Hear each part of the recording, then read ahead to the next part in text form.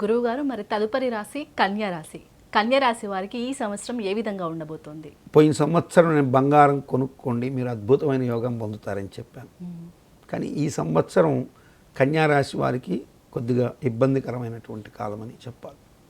కేంద్రంలో శని భగవానుడు ఈ రాశి మీద దృష్టి కలిగి ఉండడం చేత గురువు 10వ ఇంటికి మార్పు చెందినందువల్ల కొంత శుభాలు ఉంటాయేమో, కానీ శని భగవానుడు కూడా ఆ రాశిని దృష్టిని చూస్తూ ఉండడం, అట్లాగే భాగ్యస్థానంలో ఉగాదప్పుడు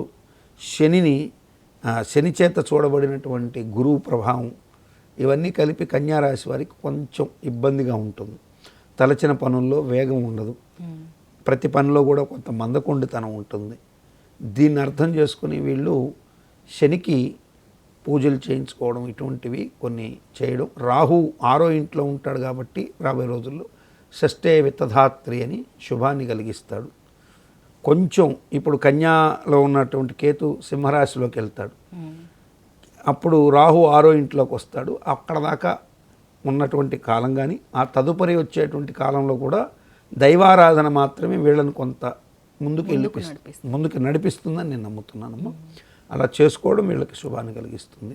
వీళ్ళకి ముఖ్యంగా ఈ కన్యా రాశిలో వస్త్ర శని పరిశ్రమ, వస్త్ర వ్యాపారాలు, తర్వాత మెత్తటి పదార్థాలు అంటే ఈ పండ్ల వ్యాపారస్తులను, తర్వాత కూరగాయల వ్యాపారస్తులను, ఏదన్నా ఐస్ క్రీము, నీళ్ల వ్యాపారాలు, ఇటువంటి వాళ్ళు అంటే హార్డ్గా లేని ఏవైతే ఉంటాయో అటువంటి వ్యాపారస్తులందరి మీద కొద్దిగా ఇబ్బందికరమైన ప్రభావాలు ఉంటాయి. ఈ సినీ ఇండస్ట్రీలో ఉన్నటువంటి వాళ్ళకి కూడా కొంచెం ఇబ్బందికరమైన కాలం ఉంటుంది. ఈ రాశిలో ఉన్నటువంటి సినీ ప్రముఖులు ఎవరైనా ఉంటే కొంచెం ఇబ్బంది పడే అవకాశాలు ఉంటాయి. మరి అలాగే కన్యా రాశి వారికి ఇబ్బంది ఉందన్నారు, వారు ఇంకా మంచి ఫలితాలు సాధించడానికి ఎలాంటి పరిహారాలు అందజేయాలి? వీళ్ళు శక్తి ఉంటే నవగ్రహ పాశుపత హోమం అని ఉంటుంది.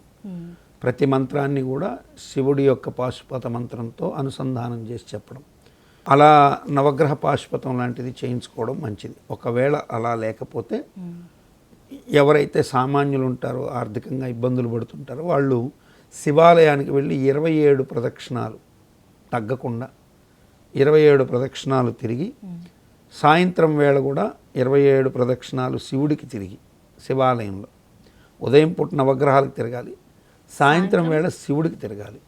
ఉదయం మాత్రం శివుడికి ఒక 11, 5, 9 బేస్ సంఖ్యలో ఎన్నైనా సరే చేసుకొని వచ్చేస్తుంటే, సరి సంఖ్య ఉండకూడదు, 2, 6 అట్లా ఉండకూడదు.